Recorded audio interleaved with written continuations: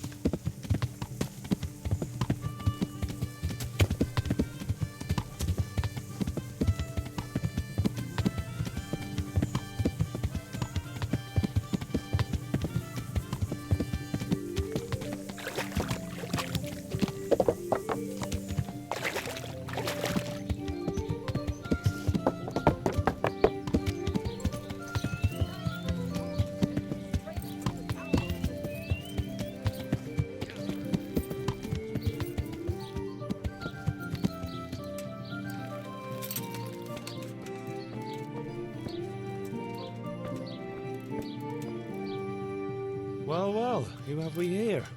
Ah, the prodigal son returns. I knew you'd come back to me one day. Let me guess, you saw it in a dream? I knew you were going to say that. But I had a divine revelation. That next time I won't be around to pull you out of the shit. Oh, well, I am sorry.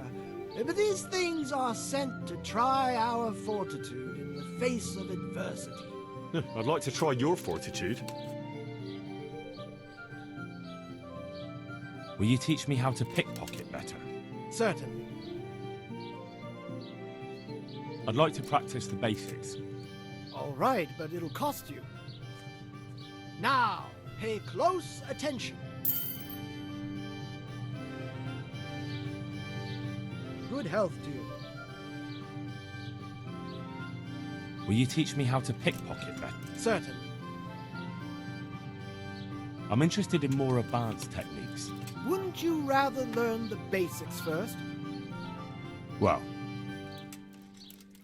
would you teach me more about alchemy? Certainly. I'd like to hone my skills. First, you have to have some skills. Well, I'll think it over.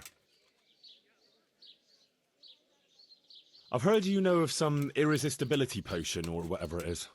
Ah, naturally! Musk of infinite allure!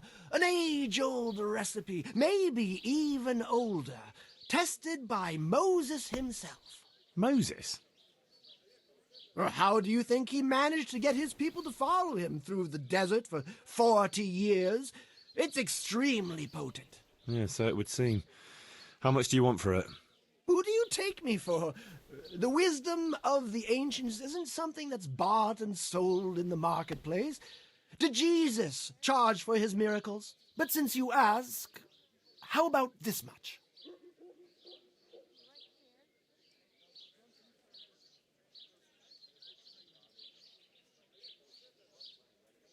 That's not much. Really? All right, double then. What? Why? You... Oh, why do I even bother? If you like, I can mix the elixir for you in exchange for a small favor. Oh, not again. Now, is that any tone to use with your master? For shame. Apologies, Master. I was carried away by my thirst for knowledge. I understand your impatience, but the way to wisdom is narrow and arduous. And leads out the window.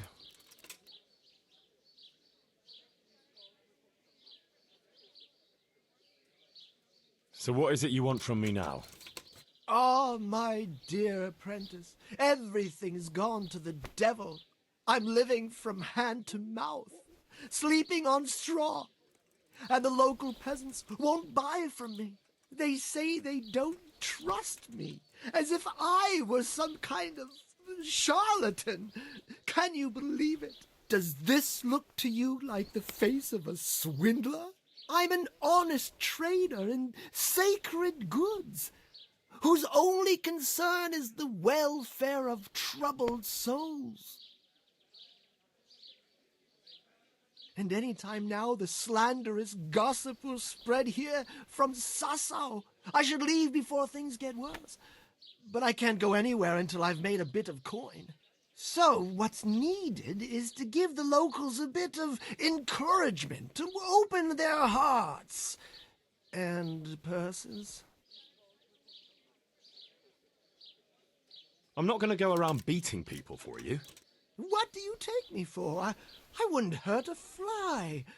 Violence is for the dull-witted. We must gently demonstrate to them the necessity of buying my remedies. For example, to ward off a revenant. Revenant? What revenant? The dead, returned from the grave. A corpse that the soul is unable to depart from, which wanders among the living, filled with rage at its wretched fate. Yeah, I saw something like that once. But it was just some drunk going home from the tavern after losing all his money at dice. Don't make light of such things. Now tell me, do you know how to deal with a revenant?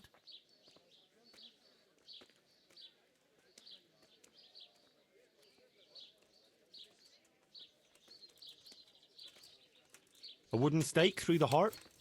That's more a remedy for vampires and other bloodsuckers.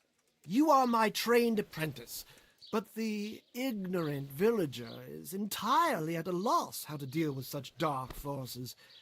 It is our sacred duty to prepare them for such threats. And how do you propose to do that? Well, they're all doubting Thomases. They need proof. We'll need a grave, an empty grave that we can use. There's one along the way to Sassau, but it's got one minor shortcoming. What's that? Well, it's not entirely empty. Not entirely? What does that mean? You have to dig it up first.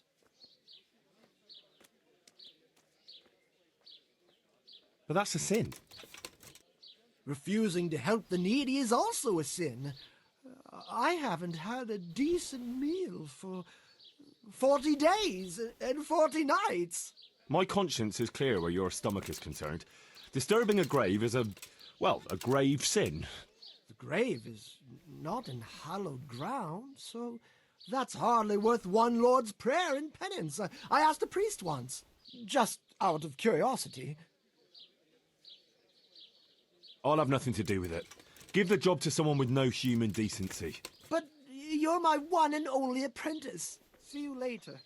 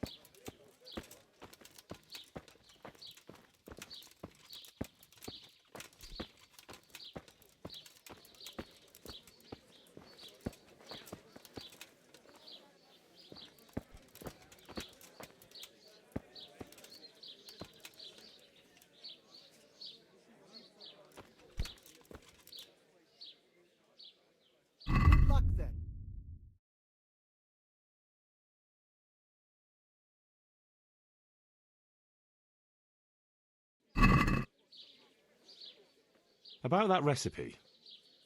Yes, you want to buy it?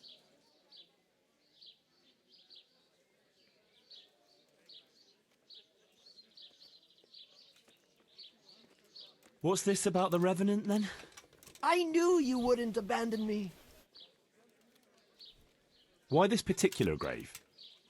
The locals don't like to talk about it, so it's surely got some sinister past behind it. And in places like that, revenants sprout up like mushrooms after rain. Well, if that's how it is, we could open old wounds. That could easily set people against us. Again. Then it would be best if no one could connect us to it, wouldn't it? I'll need a spade, then. Yes, dig it up and remove the remains, leaving no trace. And what am I to do with the remains? Keep them. Human remains are always handy to have around. Great. And how do we spread the word of this Revenant? There's a gossip in every village. Here, too, a woman who'll spread news quicker than a dozen messengers on the fastest steeds. And what am I to tell this gossip? All you have to do is casually mention the empty grave, and before evening, I'll wager the whole village will know about it. Where does this woman live? The last house on the left, on the road to Sasau. She was the first person I met here, and by the time I reached the village green, I already had a mob looking suspiciously at me. The rumor-mongering fishwife. And that's all? Not quite. You should ask her who was buried there. So we've got a story to work with. So, dig up the grave, talk to the gossip. And the remains. Don't forget to remove them. Otherwise, no one will believe in the Revenant. I might have known any task for Capon would turn into some insane escapade. Grave robbing. Jesus. Take care.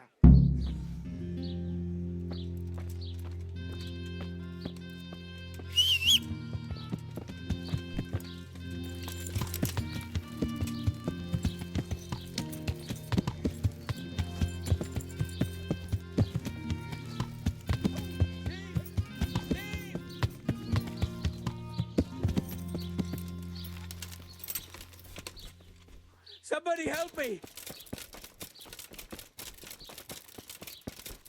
Catch him! Next.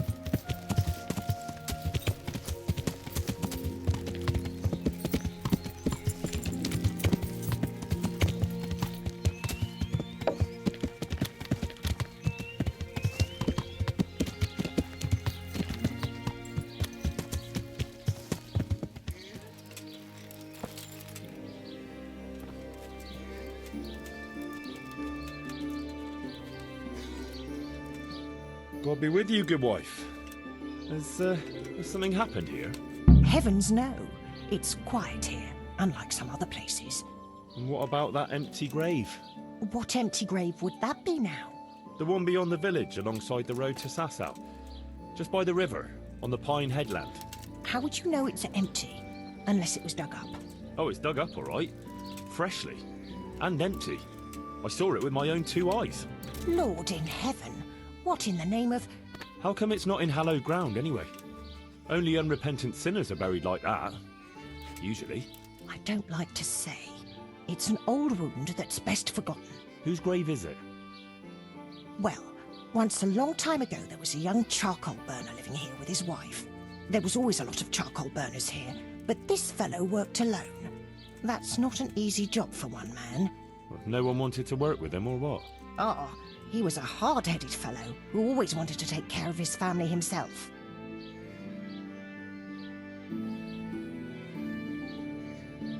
Well, only then you've no one to blame but yourself if you end up alone.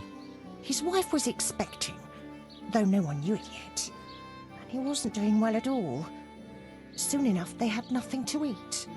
And so he took to...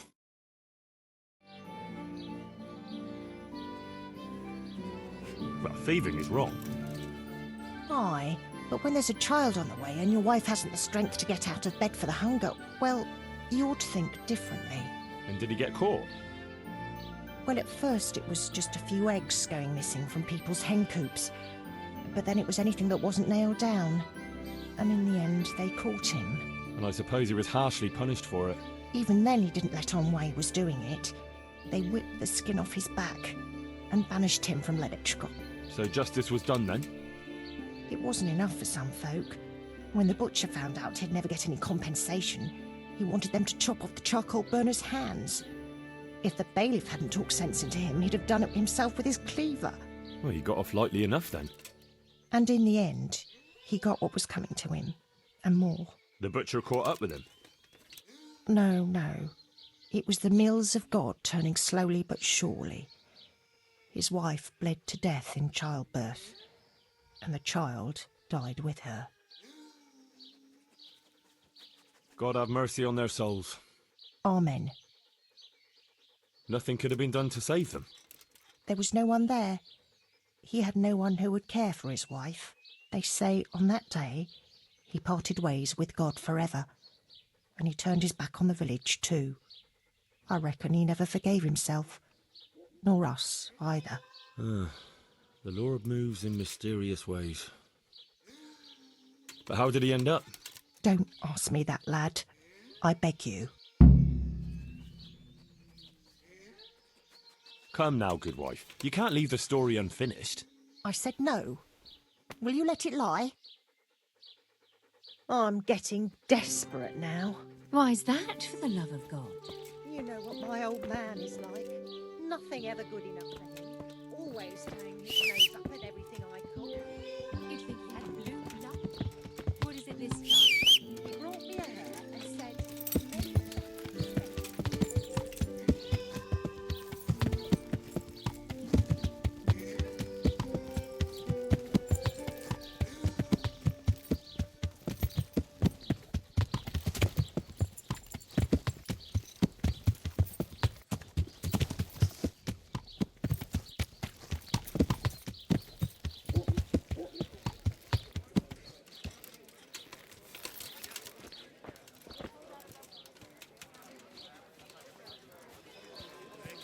Powder made of the bones of sea gods.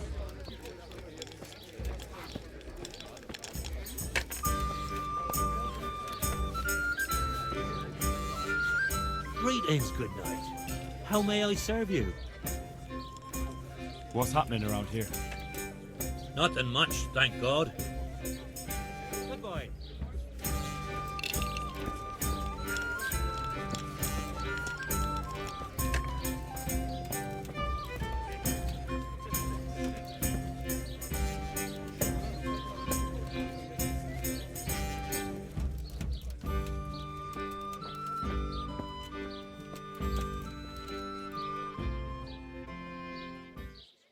I know who was buried in that grave.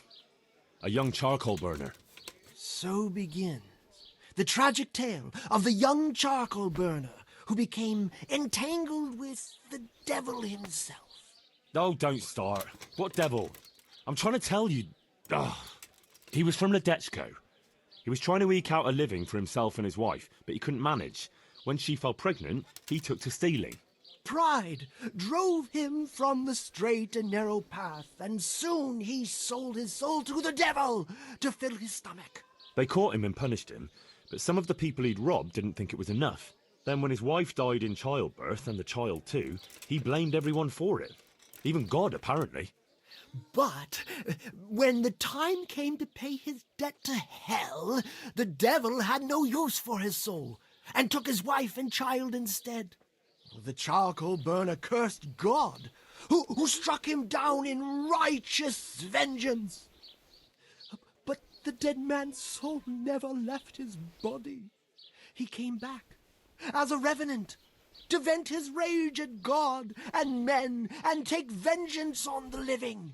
Jesus, did you listen to what I said at all? Sorry, did you say something? Oh, never mind. What do you want me to do with it? Well, the question is, what would the revenant do to get revenge on the villagers? Well, apprentice?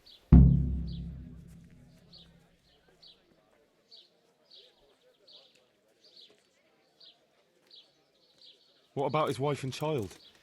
No doubt he'd want to avenge their death. Well, how did they die? In childbirth. And when his love turned to rage, the water turned to blood. Nothing too original, but it's tried and tested. If you do it at the baths, everyone will hear of it. How am I supposed to do that? It might be a bit suspicious if I'm seen walking around with a pail of blood. No problem. There's a certain potion that will do the trick easily. He was stealing food from people, right? So, supposing he started again. We should steal from people? Disgraceful. Have you no shame? Maybe just a few eggs from hen coops, like the gossip mentioned. Well, that wouldn't be too serious a sin. Will they put it down to the revenant, though? They would, if I put some charcoal there instead. And their nourishment he turned into ash. The gossip mentioned the butcher. It seems he was infuriated that the charcoal burner's punishment was too lenient. And the revenant spoiled their meat with his malign touch. How's that? Spoiled meat is a classic example of a revenant's power. I thought it was the work of bad butchers. That too, sometimes. So, I should switch the good meat for bad at the butcher's. What about the butcher woman? What about her? Her conscience was troubled on account of her man and she couldn't sleep. But I helped her, so she's found some peace. So, no problem then. What? I'm supposed to scare the wits out of her and start all over again? All right, if you can find some other solution, you don't have to switch the meat. But I wouldn't worry about her. But make sure it's the same kind of meat. Not even a revenant will turn a cow into a chicken. He cursed God. That's very serious. What is it that most brings God to mind? They don't have a church there. But everyone will have a rosary. I can't think of anything else. That's it! If folks start losing their rosaries, they'll have sleepless nights over it. You want me to steal rosaries? But that's... Or just exchange them. For what? For nothing. Great. So, switch eggs for charcoal, switch the meat, color the water in the baths, and switch the rosaries. That ought to do it. I hope so. Of course, if you come up with anything else, don't let me hold you back. Talking to people might give you ideas. Traders, the bailiff. Well, what if someone sees me in the act? They mustn't. Otherwise, it'll end up like Sasau all over again. Don't draw attention to yourself, or they'll put two and two together. Sure. I'll keep my head down. And how will I know if I've succeeded? I doubt it'll be announced on the market square.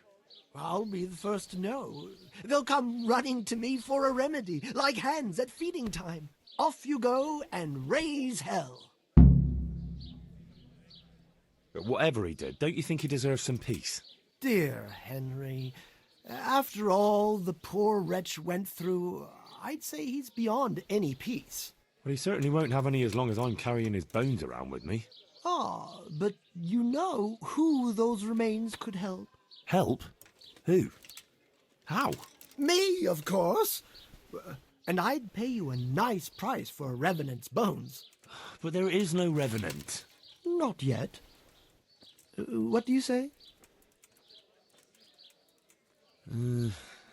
Maybe I should bury him somewhere else. What are you saying? That would be such a waste. Anyway, if someone saw you, the whole game would be up. Well, supposing I do it later, when the fuss has died down. All right, if you must. But I don't know what you hope to get out of it. At least the poor wretch will have peace at last. Maybe. As long as you bury him in hallowed ground. Otherwise, you're wasting your time. Like in Rat Eye, maybe? Well, that's probably the nearest. That gossip-mongering crone would know. True, I could ask her. If you must. But for heaven's sake, don't even hint to her what you're up to. Take care.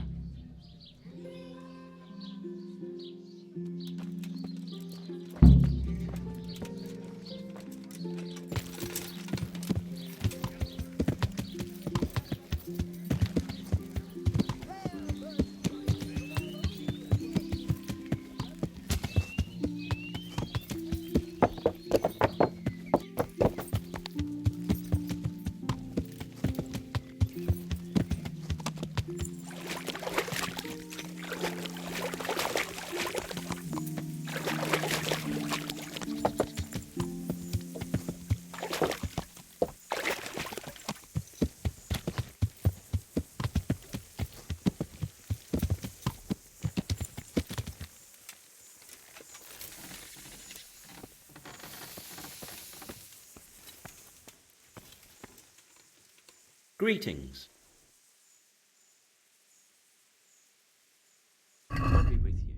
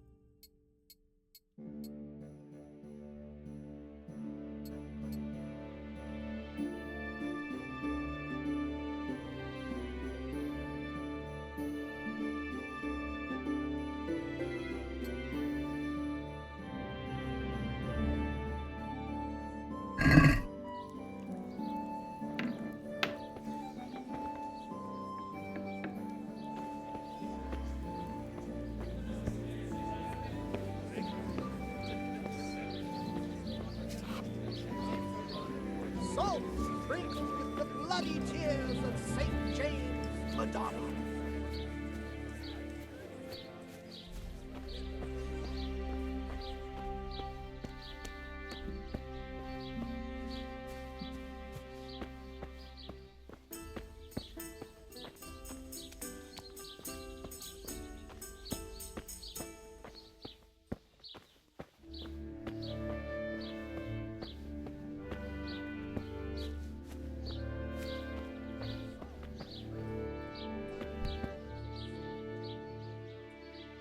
Tell me, is Alois still haunting you? No, he's gone forever. Ever since I let go of my old secret and made amends with God, I've felt as light as a feather. I sleep like a newborn baby at night. Thank you 100 times over, Henry. Goodbye.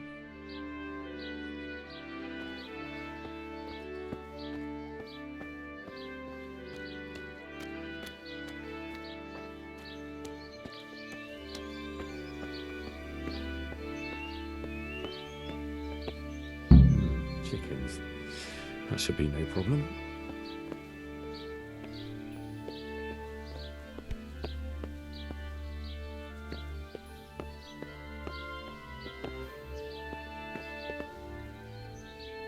God grant you health. How may I help you? Take care.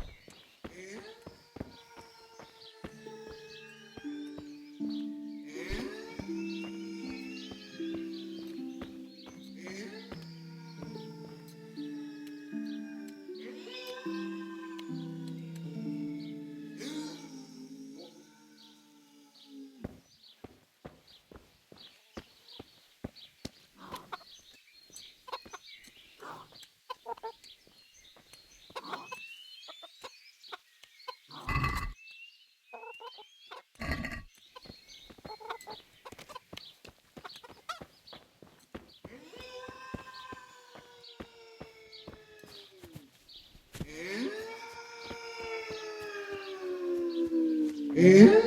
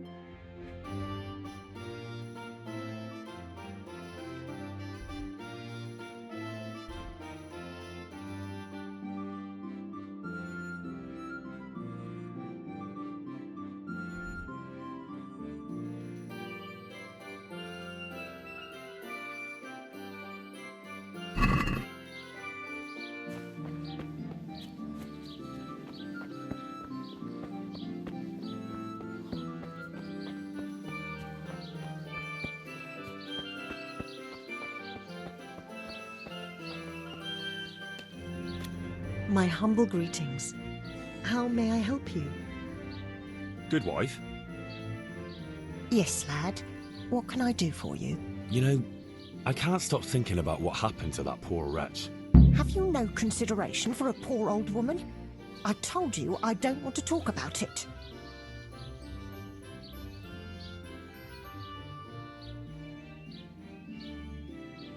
It might relieve you to talk to someone. Relieve me from what? Well, guilt. Guilt? Why should I feel guilty? Well, clearly something weighs heavy on your soul, just like the other villagers. The older ones. And I'd say it's connected to that empty grave. Well, that wretch returns as a revenant, and no one does anything. It's not just fear, but more like everyone is expecting some punishment that was bound to come one day. Oh, you might be right. Maybe it would give me some peace in my old age to finally tell the whole story. Several people from the village went to have it out with Lev, but he grabbed an axe and drove them off. He swore if anyone came near him, he'd burn their house down. Then he buried his wife and child in the meadows beyond Ledetchko. I saw him carving 3 statues there. Lev, you say his name was? What kind of statues? There's 3 roughly carved beams there, each with a human face, except the smallest, which has no face at all. For the stillborn child, I suppose. What happened then? Nothing. He went back to his work, but never spoke to the villagers again. He'd even go all the way to Ratte for food, rather than talk to anyone here. So he died alone in the end? Actually, it was the villagers. It was us that killed him. What? Just on account of his stealing? No. Not long after, fires started springing up in the village. And when the first house burned down, the folk were very angry. And of course suspicion fell on Lev. Everyone was dead certain it was him. They all remembered his words. Do you know how arsonists are punished, lad? No, I don't. By burning on the pyre. But no one wanted to waste time with the law. We just went to his house at night, smashed in the door and windows, and threw lighting torches inside. And that was the end of him. But the fires didn't stop. So he was innocent? He was.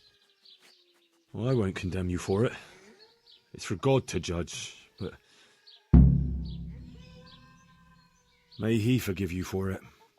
Thanks, lad.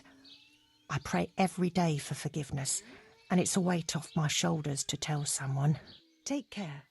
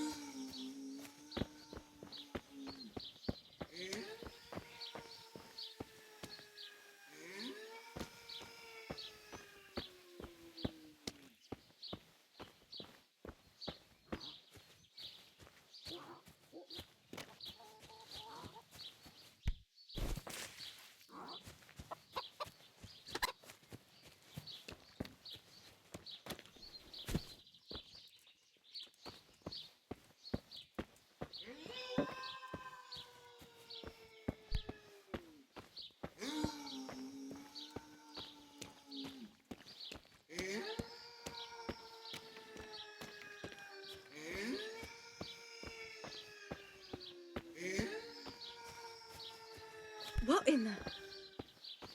Jesus! Lost something hereabouts?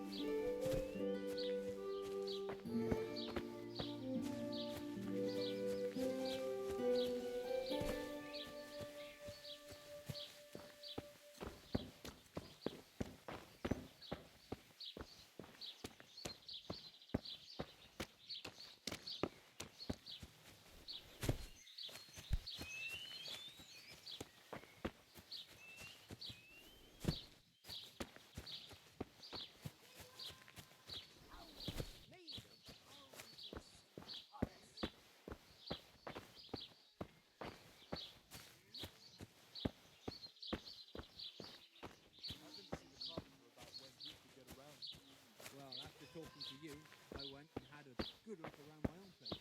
And now I'm sorry to give. Mandrake roots taken straight from the gallows at midnight.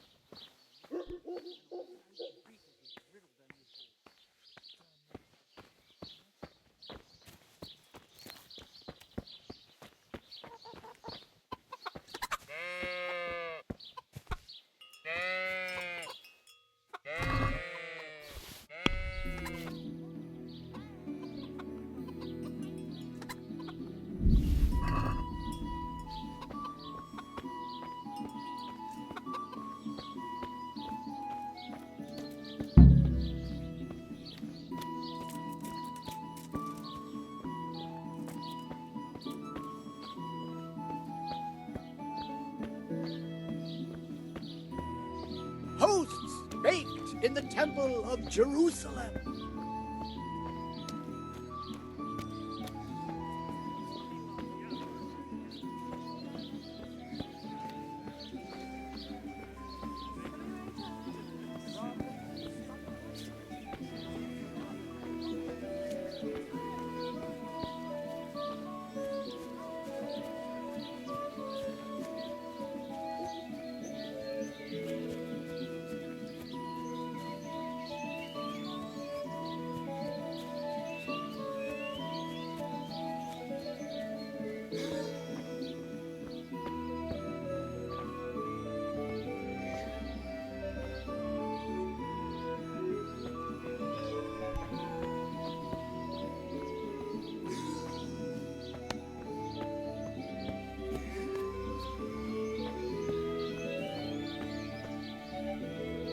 Who's there?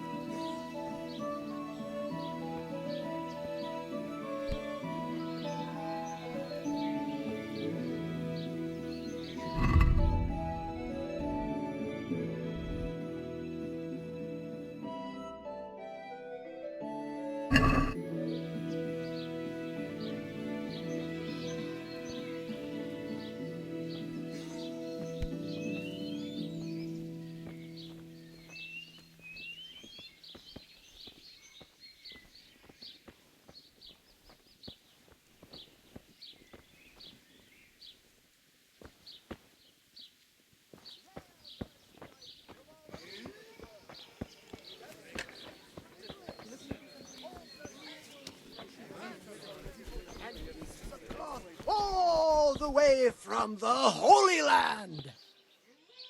How are you?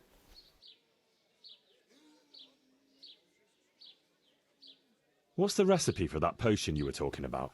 You mean for coloring the water? Ah, well, Well, pay close attention now. I'm all ears. How love turned to bloodshed. Once there was a knight who, though upright and noble-looking, had a prickly, unapproachable appearance. He fell in love with a fragile young maid. whom he saw with her sisters in a field, all wearing bright red wimples. But he was afraid his prickly exterior would frighten her. So he asked the advice of another knight, a pious and learned crusader, who carried the name of the patron saint of his order with pride. The pious knight told him he would arrange a rendezvous with the maid. All three would drink wine together by the river, and he would help his friend to get acquainted with her. This they did, but the maid fell in love instead with the pious knight. The stern knight was enraged and challenged his rival to a duel. The two fought long and fiercely, but they were equally matched. And so, in the end, they both fell mortally wounded, anguished at the tragedy her beauty had caused. The young maid took a dagger from one of the knights and plunged it into her own heart. Their bodies lay together on the ground, and the blood flowed from them into the river, turning the waters crimson. I thought you were going to tell me the recipe, not some fable. It is the recipe. I mean, the recipe is concealed in the story. What on earth for? So I don't forget it. All right. So what does it mean? I can't remember. Great. So if you don't know, who does? You'll figure it out, my loyal apprentice. I remember there are 3 plants in the story, but that's about all. But I know it was a simple recipe. It should be enough to grind the ingredients and brew them together for one turn. So, all you have to do is work out what the ingredients are from the story.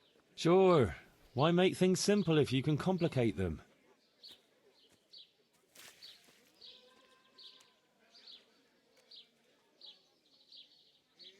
What about the dead man's remains?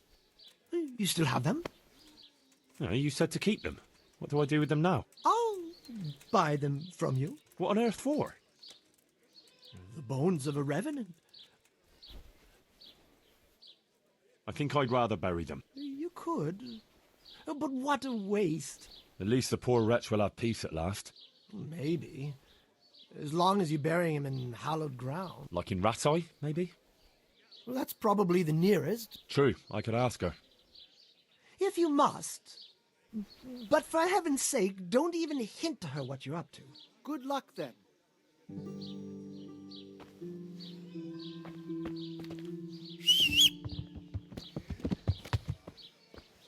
Salt sprinkled with the bloody tears of St. James Madonna.